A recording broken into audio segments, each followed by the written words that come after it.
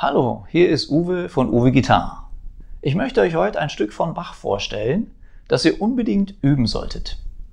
Es ist nicht allzu schwer, aber auch nicht ganz leicht. Es ist sehr reich an Melodie und Harmonie sowie Modulationen. Das bedeutet Tonartwechsel.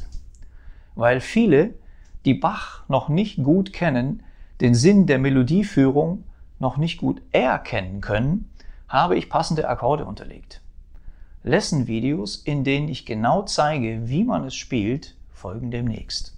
Wenn euch das Video gefällt, würde ich mich über ein Kanal-Abo freuen. Viel Spaß!